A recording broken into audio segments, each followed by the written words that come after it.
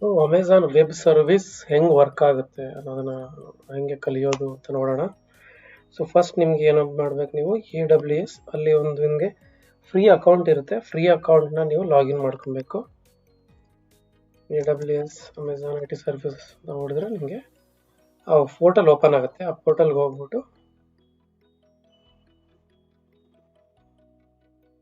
Create a free account.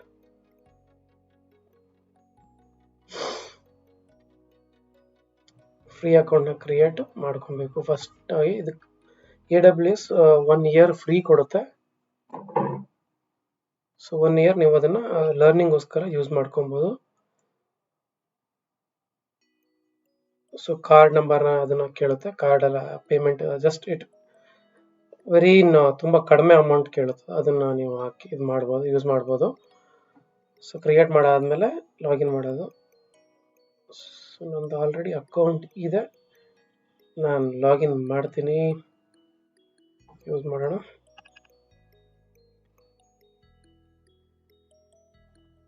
Captcha ಕೇಳ್ತಿದೆ. GM3C ಏನದು QCನಾ? QC okay. ಇನ್ಕರೆಕ್ಟಾ? B472B submit.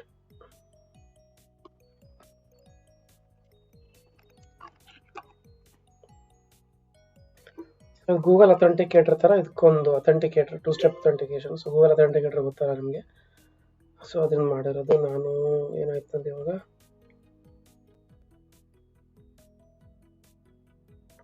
ಇದರಲ್ಲಿ ಆತಿ ಅಂತ ಒಂದು ಆಪ್ ಬರುತ್ತೆ, ಅದನ್ನ we can check that later. So 692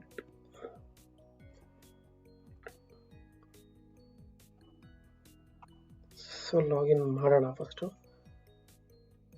so ಇದರಲ್ಲಿ ಎಲ್ಲ ಸರ್ವಿಸಸ್ಗಳು ಬರ್ತವೆ ನಿಮಗೆ, ಯಾವ್ಯಾವ ಸರ್ವಿಸಸ್ಗಳು ಅಂತ.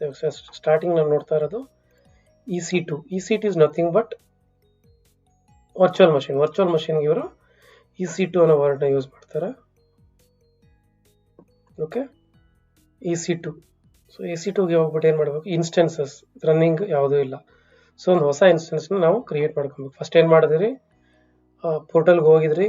ಪೋರ್ಟಲ್ಗೆ ಹೋಗ್ಬಿಟ್ಟು ನೀವು ಅಕೌಂಟ್ ಲಾಗಿನ್ ಮಾಡಿದ್ರಿ. ನೀವು ಅಕೌಂಟ್ ಸೈನ್ ಅಪ್ ಮಾಡ್ಕೊಂಡ್ರಿ. ನೀವು ಅಕೌಂಟ್ ಸೈನ್ ಅಪ್ ಮಾಡಿ ಲಾಗಿನ್ ಮಾಡಿದ್ಮೇಲೆ EC2 ಡ್ಯಾಶ್ಬೋರ್ಡ್ಗೆ ಹೋಗ್ಬೇಕು. ಸೊ ನೀವು ಇದನ್ನ ಎಲ್ಲೂ ಹಿಂಗೂ ನೋಡ್ಬೋದು. ಸೊ ಬೆಟರ್ ವೇ ಅಂದರೆ ಇಲ್ಲಿ ಟೈಪ್ ಮಾಡಿದ್ರೆ ನಿಮಗೆ ಟಕ್ ಅಂತ ಸಿಕ್ಬಿಡುತ್ತೆ. ಸೊ ನಾವು ಫಸ್ಟ್ ಏನು ಸ್ಟಾರ್ಟಿಂಗ್ ಬರೋದು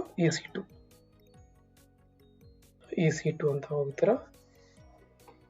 EC2 ಅಂತ ಹೋಗಿ, ಸೊ ಇದರಲ್ಲಿ ನೀವು ಹೊಸ ಇನ್ಸ್ಟೆನ್ಸ್ ಅಂದರೆ ವರ್ಚುವಲ್ ಮಷಿನ್ ಅಂದ್ರೆ ನಥಿಂಗ್ ಬಟ್ EC2 ಅಂತ ವರ್ಡ್. ಇದು ವರ್ಚುವಲ್ ಮಷಿನ್ ಅಂತ ಮೈಕ್ರೋಸಾಫ್ಟಲ್ಲಿ ಹೇಳೋದು. ಸೊ ಇನ್ಸ್ಟೆನ್ಸಸ್ ರನ್ನಿಂಗ್ ಇಲ್ಲ. ನಿಮಗೊಂದು ಇನ್ಸ್ಟೆನ್ಸ್ನ ಲಾಂಚ್ ಮಾಡಬೇಕು. ಒಂದು ಇನ್ಸ್ಟೆನ್ಸ್ನ ನಾವು ಲಾಂಚ್ ಮಾಡಬೇಕು. ಸೊ ಲಾಂಚ್ ಮಾಡೋಣ ಇನ್ಸ್ಟೆನ್ಸಸ್. ಸೊ ಇದರಲ್ಲಿ ಫ್ರೀ ಟೈರ್ ಎಲಿಜಿಬಲ್ ಅಂತ ಇರುತ್ತೆ, ಅದನ್ನು ನೋಡ್ಕೊಳ್ಳಿ. Free tyre eligible. ಮಿಕ್ಕಿದೆಲ್ಲ ಮಾಡಿದ್ರೆ ಅದಕ್ಕೆ ಫ್ರೀ ಇಲ್ಲ. That's not for learning, you will have to pay for that. ಅದಕ್ಕೆ ಪೇ ಮಾಡಬೇಕಾಗುತ್ತೆ. ಸೊ ನಾವು ಈಗ ಫಸ್ಟ್ನೇದಾಗಿ ಲರ್ನಿಂಗ್ಗೋಸ್ಕರ ಮೈಕ್ರೋಸಾಫ್ಟ್ ವಿಂಡೋಸ್ ಸರ್ವರ್ ಸೆಲೆಕ್ಟ್ ಮಾಡ್ಕೊಳ್ಳೋಣ.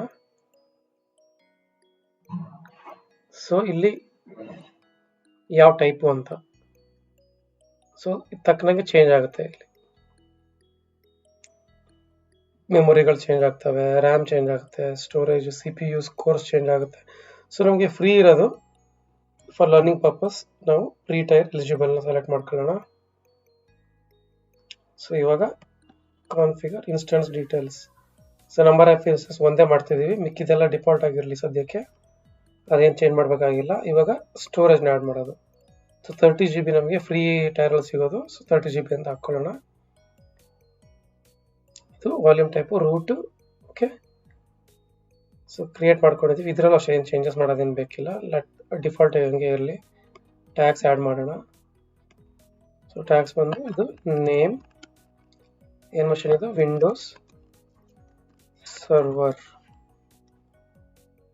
So security group. So RDP, remote desktop protocol.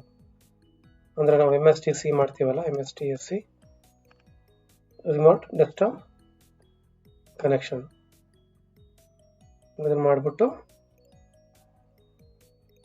So ನಾವು HTTP ಒಂದು ಆ್ಯಡ್ ಮಾಡೋಣ. HTTP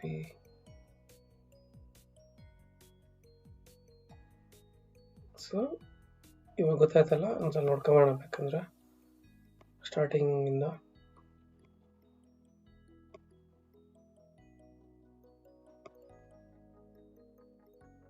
ಏನು ಮಾಡ್ತೀವಿ, ಫಸ್ಟ್ ನಾವು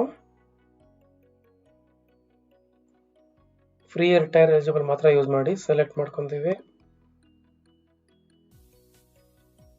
ಸೆಲೆಕ್ಟ್ ಮಾಡಿ ಸೊ ಪ್ರೀ ಟೈರಲ್ಲಿ ಇರೋದನ್ನ ನೆಕ್ಸ್ಟ್ ಕೊಡ್ತೀವಿ. ಕಾನ್ಫಿಗರೇಷನ್ ಸೊ ಡಿಫಾಲ್ಟ್ ಇರಲಿ, ಸದ್ಯಕ್ಕೆ ನಾವು ಒಂದು ಇನ್ಸ್ಟೆನ್ಸ್ ಮಾಡ್ತಾ ಇದ್ದೀವಿ.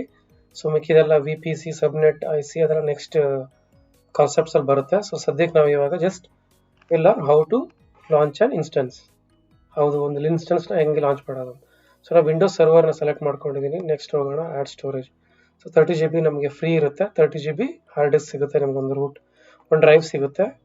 ಸೊ ನೆಕ್ಸ್ಟ್ ಏನು ಮಾಡೋಣ, ಟ್ಯಾಗ್ ಆ್ಯಡ್ ಮಾಡೋಣ. ನೇಮು ವಿಂಡೋಸ್ ಸರ್ವರ್, ಸೆಕ್ಯೂರಿಟಿನ ಆ್ಯಡ್ ಮಾಡ್ತಿದ್ದೀವಿ. RDP2 ಯಾಕೆಂದರೆ ನಾವು ಅದನ್ನು ರಿಮೋಟಲ್ಲಿ ಆಕ್ಸೆಸ್ ಮಾಡ್ತೀವಿ. ಅದನ್ನು ಕ್ಲೌಡಲ್ಲಿ ಒಂದು ವಿಂಡೋಸ್ ಸರ್ವರ್ದು ಒಂದು ಇನ್ಸ್ಟೆನ್ಸ್ ವರ್ಚುವಲ್ ಮಷಿನ್ ಕ್ರಿಯೇಟ್ ಮಾಡಿ EC2 ಅಂತಾರೆ ಅದಕ್ಕೆ, ಅದನ್ನು ನಾವು ನಮ್ಮ ಮಷೀನಿಂದ ರಿಮೋಟ್ ತೊಗೊಬೋದು.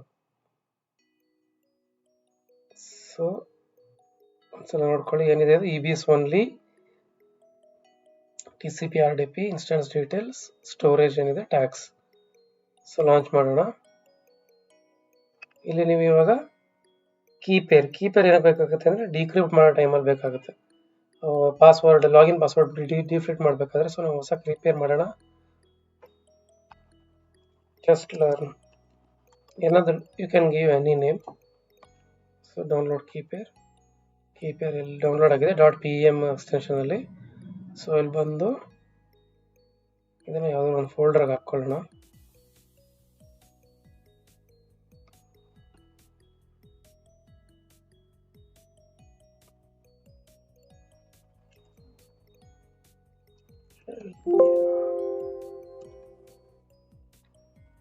ಹಾಕ್ಕೊಳ್ಳೋಣ ಅದನ್ನು.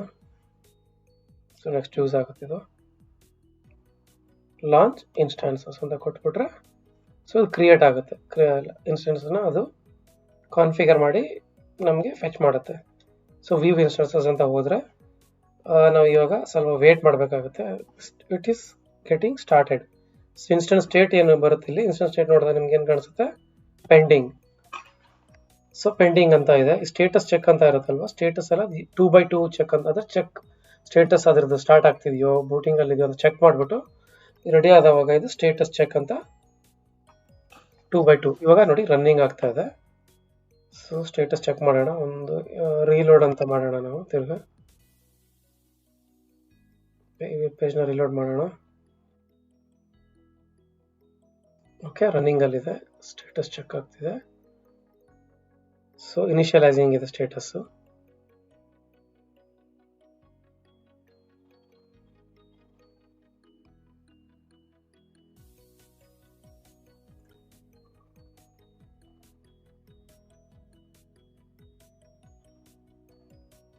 ಸ್ವಲ್ಪ ಟೈಮ್ ತಗೊಳುತ್ತೆ ಅದು.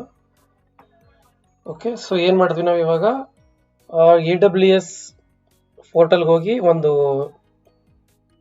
ಫ್ರೀ ಅಕೌಂಟ್ ಕ್ರಿಯೇಟ್ ಮಾಡ್ಕೊಂಡ್ವಿ. ಆ ಫ್ರೀ ಅಕೌಂಟ್ ಕ್ರಿಯೇಟ್ ಮಾಡಿ ಸೊ ಸ್ಟಾರ್ಟಿಂಗ್ ನಾವು EC2 ಇನ್ಸ್ಟೆನ್ಸ್ನ ರನ್ ಮಾಡ್ತಿದ್ದೀವಿ. EC2 is nothing but virtual machine. So virtual machine ನೀವು ಹೆಂಗೆ ಕ್ರಿಯೇಟ್ ಮಾಡ್ಕೋತೀರಾ ಅದೇ ಥರ ಕ್ಲೌಡಲ್ಲಿ ನೀವು AWS ಒಂದು ಪೋರ್ಟಲಲ್ಲಿ ಲಾಗಿನ್ ಮಾಡಿ ನಿಮ್ಗೊಂದು ಅಕೌಂಟ್ ತೊಗೊಂಡು ಸೊ ನೀವು ಅದನ್ನು ಒಂದು ಇನ್ಸ್ಟೆನ್ಸ್ನ ಕ್ರಿಯೇಟ್ ಮಾಡಿದ್ದೀರಾ. ವಿಂಡೋಸ್ ಸರ್ವರ್ನ ಸೆಲೆಕ್ಟ್ ಮಾಡಿಕೊಂಡು ಅದಕ್ಕೆ ನಾವು ಸ್ಟೋರೇಜ್ ಕೊಟ್ವಿ, ಹಾಗೆಯೇ ಪ್ರೋಟೋಕಾಲ್ಸ್ನ ಅಸೈನ್ ಮಾಡಿದ್ವಿ, ಹಾಗೆಯೇ ಟ್ಯಾಗ್ಸ್ ಅಂಡ್ ನೇಮ್ಸ್ ಕೊಟ್ವಿ. ಇವಾಗ ಸೊ ಇದು ತಿರ್ಗಾ ಒಂದ್ಸಲ ನೋಡೋಣ ಏನಾಗ್ತಿದೆ. ಸೊ ಇನಿಷಿಯಲೈಸ್ ಆಗ್ತಾ ಇದೆ. Okay, still taking time. So instance ID ಮೇಲೆ ನೀವು ಕ್ರಿಯೇಟ್ ಮಾಡಿದ್ರೆ ನಮಗೆ ಇವಾಗ ಇಲ್ಲಿ ಪಬ್ಲಿಕ್ IP ಸಿಗುತ್ತೆ. ಪಬ್ಲಿಕ್ IP ಅಂದರೆ like we can access it from anywhere from the world. Public IP create ಆಗುತ್ತೆ. ಅಂದರೆ ಇವಾಗ ಫಾರ್ ಎಕ್ಸಾಂಪಲ್ ನಿಮ್ಮ ಅಡ್ರೆಸ್ ತಗೊಳ್ಳೋಣ. ನಿಮ್ಮ ಅಡ್ರೆಸ್ಗೆ ಸೊ ನಿಮಗೆ ಡೋರ್ ನಂಬರ್ ಅಂತ ಒಂದಿರುತ್ತಲ್ವಾ, ಡೋರ್ ನಂಬರ್ ಅಂತ ಅಂದ್ರೆ ಲೈಕ್ ಇಟ್ಸ್ ಯೂನಿಕ್.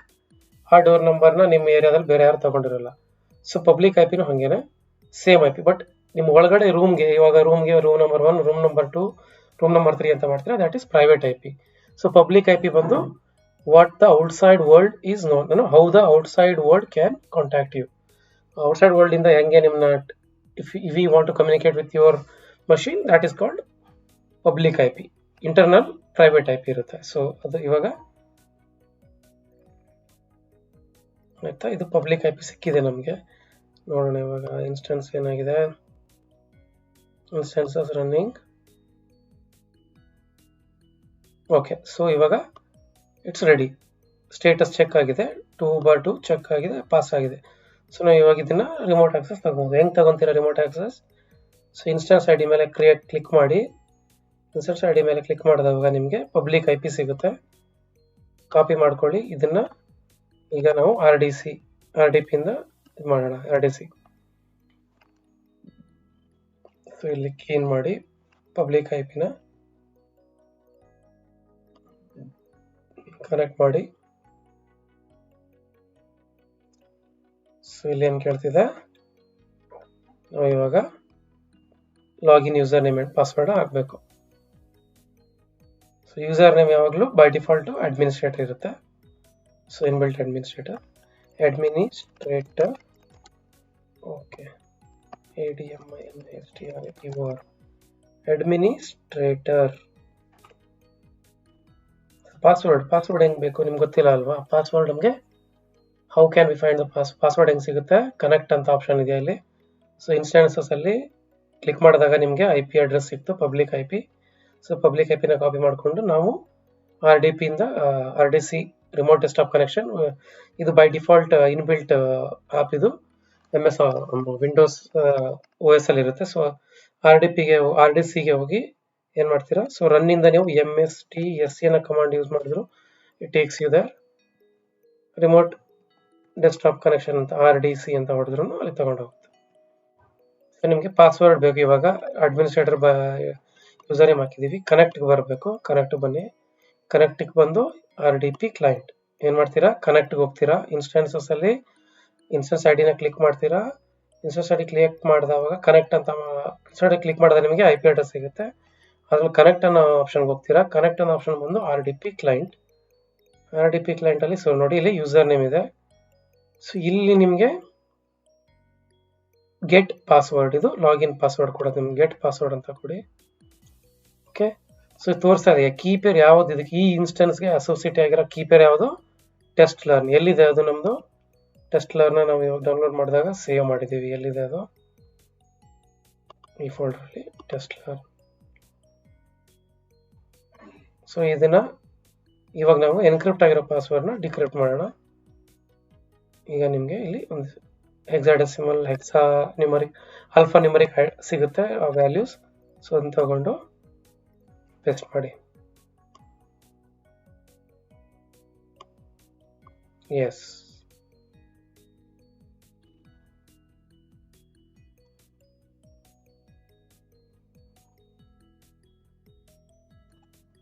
ಇವಾಗ ನಮಗೆ ಹೊಸದು ಒಂದು AWS ಅಲ್ಲಿ ಅಮೆಜಾನ್ ಕ್ಲೌಡ್ ಅಲ್ಲಿ ಒಂದು ಹೊಸ ವರ್ಚುವಲ್ ಮಷೀನ್ ನಮಗೆ EC2 ಇನ್ಸ್ಟೆನ್ಸ್ ಒಂದು ಕ್ರಿಯೇಟ್ ಆಗಿದೆ.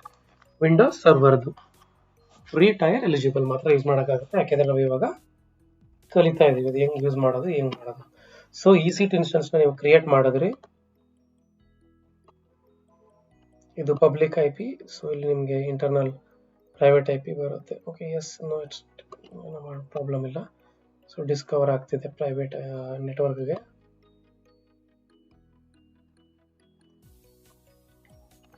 ಕಮಾಂಡ್ ಅಲ್ಲಿ ನೀವು ಚೆಕ್ ಮಾಡಬಹುದು. ipconfig. ಸೊ ಇದು ಬಂದು ಪ್ರೈವೇಟ್ IP. ಪ್ರೈವೇಟ್ IP ಯಾವ ರೇಂಜ್ ಅಲ್ಲಿ ಇದೆ? 172, 31, 38, 62. ಸೊ ಇಲ್ಲಿ ನಿಮಗೆ ಹೋಸ್ಟ್ ನೇಮ್ ಏನು ಅಂತ ಗೊತ್ತಾಗುತ್ತೆ. ಹೋಸ್ಟ್ ನೇಮ್ ಚೆಕ್ ಮಾಡ್ಕೋಬಹುದು. ಇನ್ಸ್ಟೆನ್ಸ್ ID ಇದು public IP for the outside world to get connect with this machine. So ನೀವು ಇವಾಗ ಇದ್ರ ಒಳಗಡೆನೆ ಲೈಕ್ VPC ಅನ್ನೋ ಕಾನ್ಸೆಪ್ಟ್ ಬರುತ್ತೆ. VPC ಅಂತ ಕಾನ್ಸೆಪ್ಟ್ ಮಾಡಿದಾಗ ಪ್ರೈವೇಟ್ IP ಗಳು ಯೂಸ್ ಆಗ್ತವೆ. ಒಂದು ಅದೇ VPC ಒಳಗಡೆ ವರ್ಚುವಲ್ ಪ್ರೈವೇಟ್ ಕ್ಲೌಡ್ ಒಳಗಡೆನೆ ಮಲ್ಟಿಪಲ್ ಮಷಿನ್ಸ್ ಇದ್ದಾಗ ಒಂದಕ್ಕೊಂದು ಕನೆಕ್ಟ್ ಮಾಡ್ಕೊಳ್ಳೋಕೆ they use private IP address. So public IP address is used for global connection. So like AWS storage ಅಲ್ಲೆಲ್ಲ ಇರುತ್ತಲ್ವಾ, ಅದನ್ನ ನಾವು ಕನೆಕ್ಟ್ ಮಾಡ್ಕೊಳಕ್ಕೆ ಅದನ್ನ ಯೂಸ್ ಮಾಡ್ತೀವಿ. ಸೊ ಇದು ಕ್ರಿಯೇಟ್ ಆಗಿದೆ. ಓಕೆ, ಈಗ ನೀವು ಲಾಗ್ ಆಫ್ ಮಾಡ್ಬೋದು. ಇವಾಗ ಲಾಗ್ ಆಫ್ ಮಾಡ್ಬೋದು, ಇಲ್ಲ you can directly close it. So ಇನ್ನೊಂದು ವಿಷಯ ಏನಂತಂದ್ರೆ, ಇಲ್ಲಿ ನಿಮಗೆ ಅವೈಲಬಿಲಿಟಿ ಝೋನ್ಸ್ ಬರುತ್ತೆ ಕ್ರಿಯೇಟ್ ಮಾಡಿದಾಗ, ಅಕೌಂಟ್ ಕ್ರಿಯೇಟ್ ಮಾಡಿದಾಗ. ಸೊ ಇಷ್ಟೊಂದು ಡೇಟಾ ಸೆಂಟರ್ಗಳು ಇದಾವೆ ಅಮೆಝಾನ್ದು. ಸೊ ನಮಗೆ ವೆರಿ ನಿಯರ್, ಫಿಸಿಕಲಿ ಜಿಯೋಗ್ರಫಿಕಲಿ ಯಾವ್ದು ನಿಯರ್ ಇದೆ ಅದನ್ನು ಸೆಲೆಕ್ಟ್ ಮಾಡ್ಕೊಳ್ಳೋಣ. ಸೊ ಓಕೆ, ಬೇರೆ ಬೇರೆ ಇದರಲ್ಲೆಲ್ಲ ಸೆಲೆಕ್ಟ್ ಮಾಡ್ಕೊಂಡು ಮಾಡಕ್ ಹೋಗ್ಬೇಡಿ. ಒಂದೇ ಅವೈಲಬಿಲಿಟಿ ಝೋನ್ನ ಮಾಡ್ಕೊಂಡು ಡೇಟಾ ಸೆಂಟರ್ ಝೋನ್ನ ಮಾಡ್ಕೊಂಡು ಕ್ರಿಯೇಟ್ ಮಾಡ್ಕೊಳ್ಳಿ. ಯಾಕೆಂದ್ರೆ ಇನ್ ಕೇಸ್ ನೀವು ಮರ್ತು ಹೋಗ್ಬಿಟ್ರೆ ಬಿಲ್ಲಿಂಗ್ ನಡೀತಾ ಇರುತ್ತೆ. ಇಲ್ಲೊಂದು ಕ್ರಿಯೇಟ್ ಮಾಡ್ಬಿಟ್ರಿ, ಮೊನ್ನೆ ಹಂಗೆ ಬಿಟ್ಬಿಟ್ಟಿದ್ದೀರಾ, ಇನ್ಸ್ಟೆನ್ಸ್ನ ಕ್ಲೋಸ್ ಮಾಡಿಲ್ಲ. ಸೊ ಇಲ್ಲೊಂದು ಏನೋ ಕ್ರಿಯೇಟ್ ಮಾಡಿದ್ರಿ, ಅದು ಹಂಗೆ ಇನ್ಸ್ಟೆನ್ಸ್ ಕ್ರಿಯೇಟ್ ಮಾಡಿ ಬಿಟ್ಬಿಟ್ಟಿದ್ದೀರಾ, ಮರ್ತೋಗಿದ್ದೀರಾ, ಬಿಲ್ಲಿಂಗ್ ಆಗ್ತಿರುತ್ತೆ ನಿಮಗೆ. ಸೊ ನಾವು ಈಗ ಕಲಿಯಕ್ಕೆ ಮಾಡ್ತಾ ಇರೋದು ಮುಂಬೈನ ಸೆಲೆಕ್ಟ್ ಮಾಡಿಕೊಂಡು, ಬಿಕಾಸ್ ದಟ್ ಈಸ್ ನಿಯರ್ ಅಲ್ವಾ ನಮಗೆ ಹತ್ರದ್ದು. ಸೊ ಮುಂಬೈನ ಸೆಲೆಕ್ಟ್ ಮಾಡಿಕೊಂಡು ಮುಂಬೈ ಝೋನ್ ಇರಲಿ. ಸೊ ಏನು ಮಾಡಿದ್ವಿ ನಾವು ಇವಾಗ, AWS ಅಕೌಂಟ್ ಕ್ರಿಯೇಟ್ ಮಾಡ್ಕೊಂಡ್ವಿ. ಅದರಲ್ಲಿ ಸರ್ವಿಸಸ್ಗೆ ಬಂದು EC2 ಸರ್ವಿಸಸ್. EC2 ಸರ್ವಿಸಸ್ ಎಲ್ಲಿದೆ? ಇಲ್ಲಿದೆ, EC2 ಸರ್ವಿಸಸ್. ಸೊ ನೀವು ಮಲ್ಟಿಪಲ್ ವೇ ಹೆಂಗ್ ಬೇಕಂತ ಸೆಲೆಕ್ಟ್ ಮಾಡ್ಕೊಂಡು ಎಲ್ಲಾದ್ರೂ ಸಿಗುತ್ತೆ ನಿಮಗೆ. ಸೊ ಇಲ್ಲಿಂದ ನೋಡ್ಕೊಬೋದು. EC2 ಆಗಿದೆ. EC2ಗೆ ಹೋದ್ವಿ. EC2ಗೆ ಹೋಗ್ಬಿಟ್ಟು ಏನ್ ಮಾಡ್ತಾ ಇದೀವಿ, ಲಾಂಚ್ ಇನ್ಸ್ಟೆನ್ಸಸ್ ಅಂತ ಕೊಡ್ತೀವಿ. ಲಾಂಚ್ ಇನ್ಸ್ಟೆನ್ಸಸ್ ಕೊಟ್ಟಾಗ ನಿಮಗೆ ಅಲ್ಲಿ ಫ್ರೀ ಟೈರ್ ಎಲಿಜಿಬಲ್ ಇರೋದು ಮಾತ್ರ ಯೂಸ್ ಮಾಡಬೇಕು, ಇಲ್ಲ ಅಂದ್ರೆ ಅದು ಬಿಲ್ಲಿಂಗ್ ಆಗುತ್ತೆ. ಸೊ ಫ್ರೀ ಟೈರ್ ಎಲಿಜಿಬಲ್ ಇರೋದನ್ನ ಯೂಸ್ ಮಾಡಿಕೊಂಡು ಫಾರ್ ಲರ್ನಿಂಗ್ ಪರ್ಪಸ್ ನಾವು ವಿಂಡೋಸ್ ಸರ್ವರ್ ಕ್ರಿಯೇಟ್ ಮಾಡಿದ್ವಿ. ಅದಕ್ಕೆ ಸ್ಟೋರೇಜ್ ಅಸೈನ್ ಮಾಡಿದ್ವಿ, ಪ್ರೋಟೋಕಾಲ್ ಅಸೈನ್ ಮಾಡಿದ್ವಿ, ನೇಮ್ಸ್ ಅಂಡ್ ಟ್ಯಾಗ್ಸ್ ಕೊಟ್ಟು ರನ್ ಮಾಡಿದ್ವಿ. ಸೊ ಇದು ಚೆಕ್, ಅದು ಬೂಟ್ ಆಗಿ ರನ್ ಆದ್ಮೇಲೆ ರನ್ನಿಂಗ್ ಮಾಡಿ ನಿಮಗೆ ಒಂದು ಇನ್ಸ್ಟೆನ್ಸ್ ನ ಕ್ರಿಯೇಟ್ ಮಾಡ್ತು, EC2 ಇನ್ಸ್ಟೆನ್ಸ್. ಸೊ ಅಲ್ಲಿಂದ ನೀವೇನ್ ಮಾಡ್ತೀರಾ, ಇನ್ಸ್ಟೆನ್ಸ್ ID ಮೇಲೆ ಕ್ಲಿಕ್ ಮಾಡ್ತೀರಾ. ಇನ್ಸ್ಟೆನ್ಸ್ ID ಮೇಲೆ ಕ್ಲಿಕ್ ಮಾಡಿದಾಗ ನಿಮಗೆ ಅಲ್ಲಿ ಪಬ್ಲಿಕ್ IP ಸಿಗುತ್ತೆ. ಪಬ್ಲಿಕ್ IP ನ ತಗೊಂಡು RDP ಕನೆಕ್ಷನ್ ಅಲ್ಲಿ ಪೇಸ್ಟ್ ಮಾಡ್ತೀರಾ, ಕನೆಕ್ಟ್ ಆಗುತ್ತೆ.